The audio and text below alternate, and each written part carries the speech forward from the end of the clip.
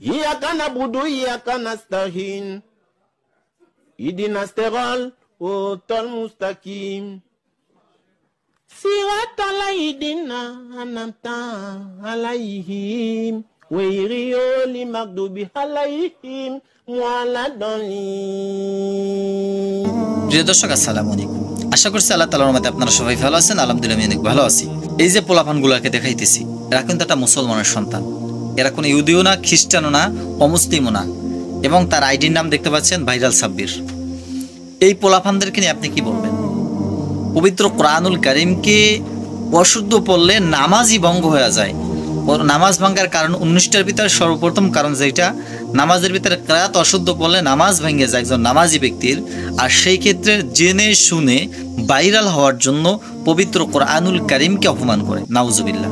এই পবিত্র কোরআনুল কারীম কেমন দামি, আর 14 গোষ্ঠীর থেকে পবিত্র কোরআনুল কারীম দামি। সূরা ফাতিহার যে পরিমাণ দাম আছে, আর 14 গোষ্ঠী মিলাইলেও সেই পরিমাণ দাম নাই।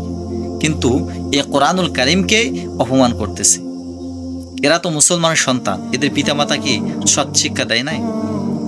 নিশ্চয়ই কোনো যারও সন্তান হবে, না হলে কোরআনুল কারীমকে এত বড় অপমান কেউ করতে পারে না। পবিত্র কোরআনুল কারীম তো কোনো নাটকের নাটকীয়তা না, কোনো সাংবাদিকের সাংবাদিকতা না, কোনো নায়কের নায়কতা না। এটা হচ্ছে কোরআনুল কারীম, যেটা মহাগ্রন্থ আল কোরআন। আল্লাহ তাআলা আসমানি কিতাবের 4খানার ভিতরে তাওরাত, জাবুর, ইনজিল, কোরআন, এই আসমানি কিতাব কোরআন, যেটা আল্লাহ রাব্বুল আলামিন নিজে নাজিল করছে। কোরআনের প্রত্যেকটা কথা হয়েছে আল্লাহ রাব্বুল আলামিন নিজের মুখের কথা, সুবহানাল্লাহ। সেই কোরআনুল কারীমের সামনে কিভাবে বেয়াদবি করে জেনে শুনে? ভাইরাল হওয়ার এতটা নেশা, এতটা আসক্ত যে কোরআনুল কারীমকে অপমান করে তারপর ভাইরাল হওয়া লাগবে। সৎ শিক্ষায় স্বর্গবাস, অসৎ শিক্ষায় সর্বনাশ, সেটার প্রমাণ এই ছেলেটা দিতেছে। এটা আসলে কোনো মুসলমানের সন্তান নিজেকে দাবি করতে পারে না। আমি মনে করি কোনো সৎ বাবার এই সন্তানটা হতে পারে না। তাহলে কোরআনের সামনে কখনো বেয়াদবি করবে না। আপনারা কি বলেন? প্রত্যেকে মতামত প্রকাশ করেন ইনশাআল্লাহ। এদেরকে আবার দেখতেছি মানুষ সাপোর্ট করে। একটা মুসলমান কখনো এদেরকে সাপোর্ট করতে পারে না। এরা আসলে কখনো মুসলমান নিজেকে দাবি করতে পারে না। এটা মুসলমান নামে মুনাফিক।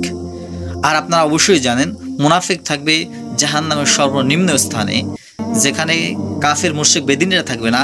মুসলমানের ভিতরেই মুনাফিক বের হবে, মুসলমানের ভিতরে মুনাফিক থাকবে। তা মুনাফিক থাকবে সর্বার নিচে, সেই মুনাফিকের কাতারে কিন্তু দাঁড়ায় যাইতেছে। কোরআনুল কারীম সাক্ষী দিলাম আল্লাহ এক, কুল হু আল্লাহু আহাদ আল্লাহুস সামাদ। আল্লাহর পরিচয় সম্পর্কে জানলাম, সব জানলাম, কালিমা পড়ে নি। আল্লাহ রাসূল সাল্লাল্লাহু আলাইহি সাল্লামকে নবী বলে স্বীকৃতি দিলাম, আল্লাহ তা একজন সেটা স্বীকৃতি দিলাম। এরপরে আবার আল্লাহর শানে, কোরআনের শানে, আয়াতের শানে বেয়াদবি করতেছি। মনে রাখবেন, আমাকে ব্যক্তিগতভাবে আঘাত করলে কোনো সমস্যা নেই, ব্যক্তিগতভাবে বাপ মাকে নিয়ে গালি দিয়ে ক্লাস করবেন, কোনো সমস্যা নেই। কিন্তু কোরআনকে নিয়ে, আমার আল্লাহকে নিয়ে, আমার রসুলকে নিয়ে যদি কেউ বেয়াদবি করে, অবশ্যই আমার জীবন যতদিন থাকবে তার প্রতিবাদ করে যাবে ইনশাআল্লাহ। আজকের ভিডিও পর্যন্তই। সকল ভালো থাকবেন, সুস্থ থাকবেন। আসসালামু আলাইকুম ওয়া রাহমাতুল্লাহ।